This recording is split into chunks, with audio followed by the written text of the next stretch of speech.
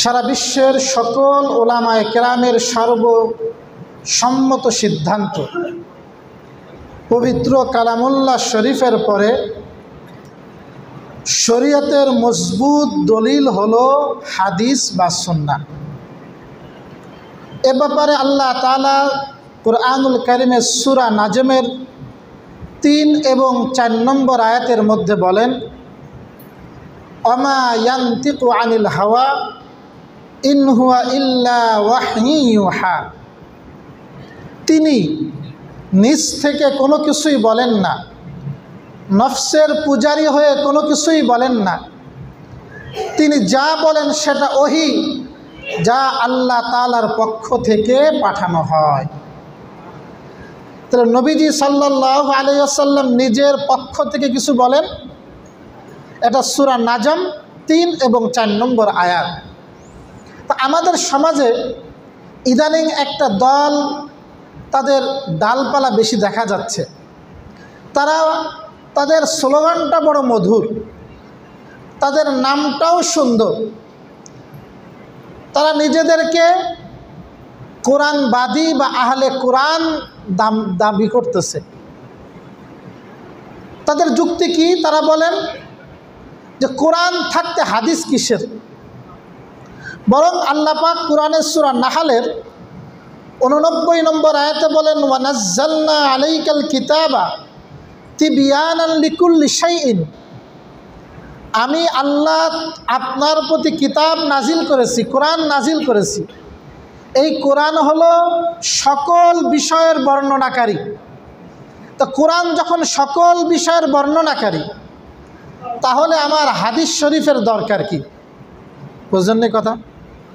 তাদের দ্বিতীয় যুক্তি হলো, হাদিস শরীফ রাসূলুল্লাহ সাল্লাল্লাহু আলাইহি ওয়াসাল্লামের জীবদ্দশায় লিখিত হয়নি, তাদের দাবি। বরং নবী ইন্তেকালের 150-200 বছর পর সংকলিত হয়েছে। এই মধ্যবর্তী জামানায় অনেক কিছু পরিবর্তন হয়েছে, ভুল হওয়ার সম্ভাবনা আছে। আল্লাহ কোরআনে বলেন, ওয়ালা তাকফু মা লাইসা লাকা বিহি ইলমুন। যেই বিষয়ে তোমার ধারণা নেই সেই বিষয়ের পিছনে পড়ো না। তাহলে তো হাদিস মানতে গেলে অনেক ভুল চলে আসতে পারে। তাহলে এদিকে যাব কেন? সরাসরি যেটা ভুল মুক্ত, যার মধ্যে কোনো সন্দেহ নাই, সেই কোরআনকে আমরা আঁকড়ে ধরব। তাদের দাবি বুঝছেন? আমি দাবিগুলোর উত্তর সংক্ষেপে আপনাদেরকে শোনাবো। তো এই দাবি যারা করে, এরা আবার বর্তমানে 2 দলে বিভক্ত। কয় দল?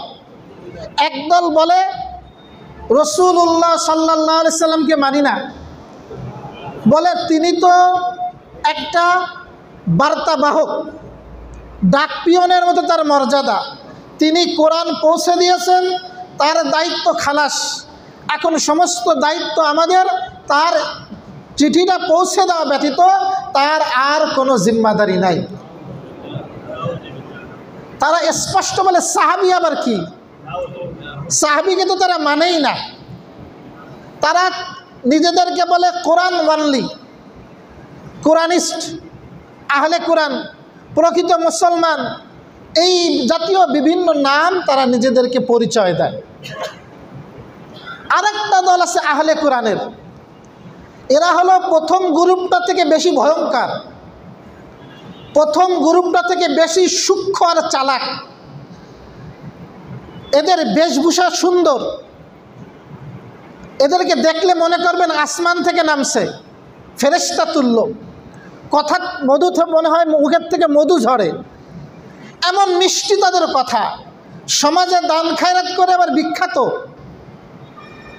এরা সুকৌশলে, এরা বলে না আমরা নবীকে মানি না, এরা বলে না আমরা হাদিসকে মানি না, বলে হাদিস মানি। কিন্তু তারা বলবে যেই কথাটা বিজ্ঞান বা আমার মস্তিষ্ক বিরোধী, যেই কথাটা আমার মাথায় ধরে না, সেইটা যত বিশুদ্ধ সনদে বর্ণিত হোক না কেন, সেটা বুখারী মুসলিমে থাকুক না কেন, ওই হাদিস মানি না। বোঝাইতে পারলাম না কথা? এরা বলবে না সরাসরি হাদিস মানি না, এরা নিজেদেরকে তারা একটা সংগঠন দাঁড় করাইছে। এই সংগঠনের নাম দিয়েছে QRF কি নাম? কোরআন রিসার্চ ফাউন্ডেশন। এর প্রতিষ্ঠাতা এবং দেখভাল করে প্রফেসর ডাক্তার মতিয়ার রহমান। সে তার ইউটিউবে খুঁজলে তার অসংখ্য অগণিত বক্তব্য। তার এই ছদ্মবেশীর কারণে আজকে সারা বাংলাদেশে প্রথম গ্রুপের লোক সংখ্যা বলতে গেলে নাই, যেহেতু এই বলে ধোঁকা দেওয়া যায় না, কিন্তু এই QRF এর সদস্য অনেক অনেক তারা ছড়িয়ে পড়েছে। এমনকি তথাকথিত কিছু যারা ইসলামিক দল করে এদেরও কিছু ভাইরাল বক্তা এই ডাক্তার মতিউর রহমানের প্রোগ্রামে যায়। তারা নিজেদের পরিচয় দেয় যে আমরা কোরআন রিসার্চ ফাউন্ডেশনের সদস্য। নাউজুবিল্লাহ বললেন না?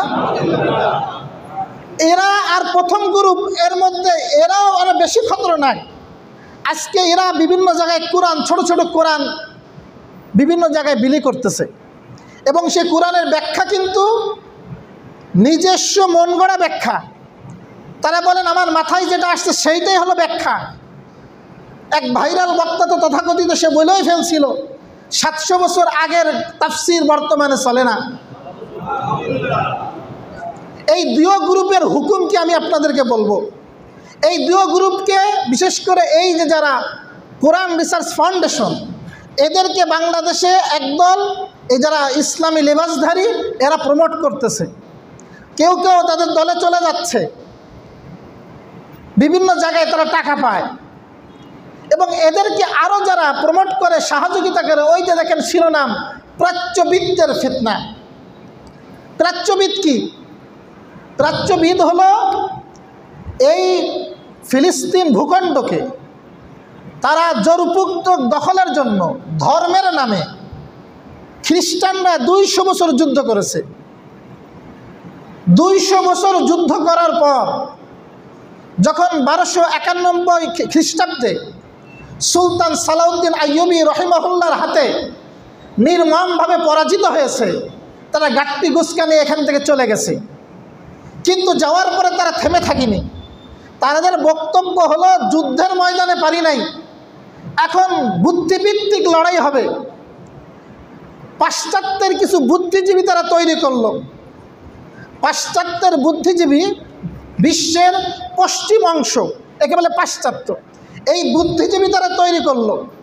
এই বুদ্ধিজীবীদের কাজ হলো এরা বিশ্বের পূর্ব অংশ মানে প্রাচ্য, এই প্রাচ্যর ধর্মীয় বিষয় কোরআন সুন্নাহ এই বিষয়ে গবেষণা করবে, এই বিষয়ে বই লিখবে, এই বিষয়ে লিখনী লিখবে, এবং তার মধ্যে সুন্দর, এত সুন্দর মিষ্টি কথা বলবে, তার মধ্যে কিছু বিষ এমনভাবে ঢুকাই দিবে যে মুসলমানদের ঈমান আকীদা সব ধ্বংস হয়ে যাবে। প্রাচ্যবিদদের ফিতনা বলে এইটাকে, আরবিতে বলে আল ইস্তিশরাক, প্রাচ্যবাদ। আর যারা এই কাজগুলো করে আল মুস্তাশরিকুন,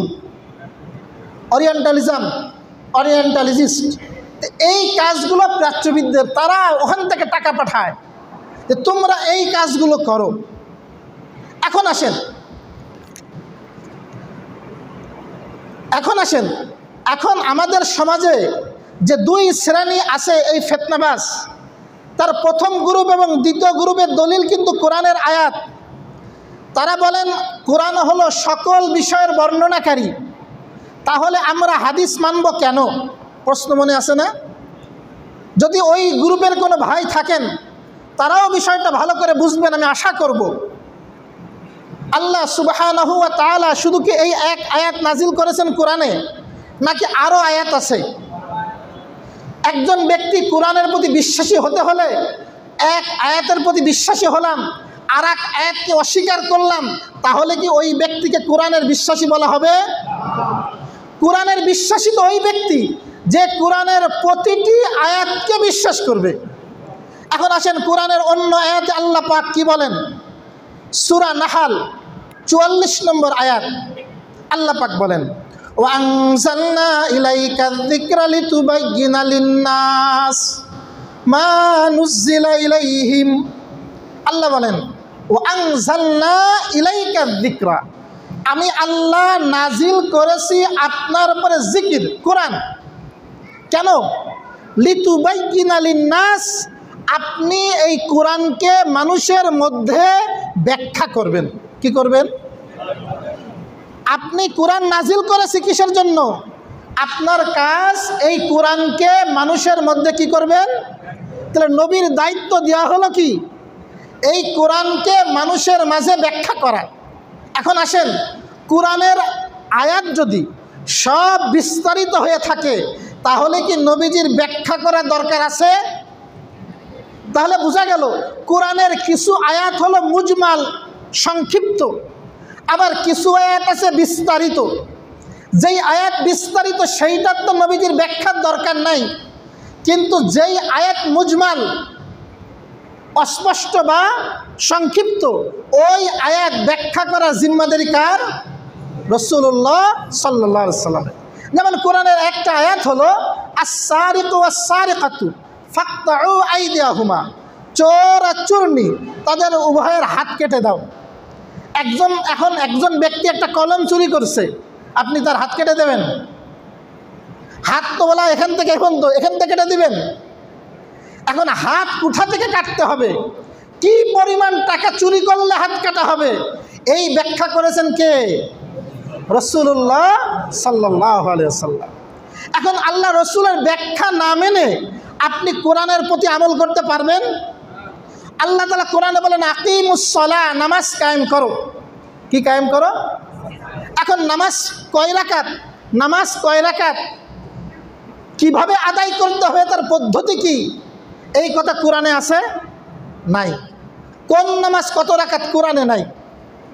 এখন এই ব্যাখ্যা, এখন মনে করেন আমাদের যশোরের একজন আছেন আহলে কোরআন দাবিদার, ও ডক্টর মাহবুবুল্লাহ, কি মাহবুবুল্লাহ, এই কেশবপুরে বাড়ি। ওর বক্তব্য শুনলে রক্ত টকবক করে। ওই বেয়াদব ও বলে যে তোমরা যদি রসুলকে আদর্শ রূপে মানো তাহলে তো 32 বছর বয়সের মধ্যে তোমাদের প্রত্যেকটা দাঁত পড়ে যাবে। কারণ আল্লাহ রসুল ওহদের জন্য দাঁত শহীদ হয়েছিল। এখন তোমাদেরকে সেইটা ফলো করতে হবে। তাহলে তো প্রত্যেক বছর যদি একটা করে দাঁত ফেলাও, তোমার 32 বছরে একটা দাঁতও থাকবে না, নাউজুবিল্লাহ। এখন ওরা নতুন করে নামাজ শুরু করছে।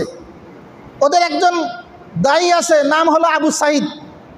তার নামাজ সিস্টেমটা কি ইউটিউবে পাওয়া যায়, কিভাবে সে নামাজ পড়ে। তার নামাজের মধ্যে না আমরা যা কিচ্ছু নাই। রুকুতে পড়ে তাবারাকাল্লাযী বিয়াদিহিল মুলক ওয়া হুয়া আলা কুল্লি শাইইন কাদির। কোথায় পড়ে?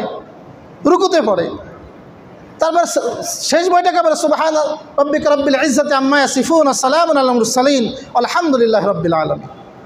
এই দুইটা তো কোরআনের আয়াত। এখন এই দুইটা রুকুতে পড়তে হবে, সেজদায় পড়তে হবে, এই কথা কি কোনো হাদিসে আছে? এখন সে নিজে নিজে বানায় নিল এইভাবে পড়তে হবে। আর আমার আল্লাহ কোরআনে কারিমের মধ্যে বলেন লাকাদ কানা লাকুম ফি রাসূলিল্লাহি উসওয়াতুন হাসানাহ, নিশ্চয় তোমাদের জন্য রয়েছে নবীজির জীবনে উত্তম আদর্শ। সূরা আহজাব 21 নম্বর আয়াত। রসুলকে আদর্শ বলেছেন আল্লাহ তাআলা। এখন নামাজ, রোজা, হজ, যাকাত, এইগুলোকে আমরা ওই আবু সাঈদের ব্যাখ্যা মানব, ওই মাহবুবুল্লাহর ব্যাখ্যা মানব, না রাসূলুল্লাহ সাল্লাল্লাহু আলাইহি ওয়াসাল্লাম যে ব্যাখ্যা বলেছেন সেই ব্যাখ্যা মানব? এই জন্য খুব ভালো করে বুঝবেন, যারা রসুলকে ডাক পিয়ন বলে, যারা সাহাবায়ে কেরাম ফর নাথিং, কিছুই নয় বলে, যারা ইসলামী ইতিহাসকে মেনে নেয় না, এরা সর্বসম্মতিক্রমে কাফের। এরা কি? এরা কাফের। এরা ইহুদির থেকেও নিকৃষ্ট, এরা খ্রিস্টান থেকেও নিকৃষ্ট, এরা প্রত্যেকে জাহান্নামের কীট। আর যারা দ্বিতীয় গ্রুপ, যারা রসুলকে মানে ঠিক কিন্তু ওই তাদের উদ্দেশ্য হলো আসলে রসুলকে না মানা, যদিও উলামায়ে কেরাম তাদেরকে কাফের বলে না, এরা হলো কঠিন প্রকারের গোমরা, এরা হলো বাতিল ফেরকা। আমাদেরকে সচেতন থাকতে হবে। আপনাদের কাছে মেসেজ আসতে পারে, এখন তো মোবাইলের যুগ, মোবাইলেও আপনি বক্তব্য শুনতে পারেন। আমরা আপনাদের কাছে আরও জানাবো, একটা বক্তব্য শুনে ফেলায় পড়বেন না। আপনি বক্তব্য শোনার পরে আলহামদুলিল্লাহ যশোরের প্রত্যেকটা মসজিদে যোগ্য আলেম আছে, মুফতি, মুহাদ্দিস আছে, আপনি তার কাছে যান, ব্যাখ্যা জিজ্ঞাসা করেন, ইনশাআল্লাহ তারা আপনার সামনে নাস্তানাবুদ হয়ে যাবে। আমরা পারবো তো ইনশাআল্লাহ ভাই? আমরা সবসময় সচেতন থাকব আমাদের ঈমান নিয়ে, আমাদের আখলাক নিয়ে, আমাদের আমল নিয়ে কেউ যেন খেলা করতে না পারে। আল্লাহ সুবহানাহু ওয়া তাআলা, সময় সংক্ষেপ, আরও কিছু কথা বলার দরকার ছিল, এখানে আমার বক্তব্য শেষ করছি। ওয়া আখিরু দাওয়ানা আনিল হামদুলিল্লাহি রাব্বিল আলামিন।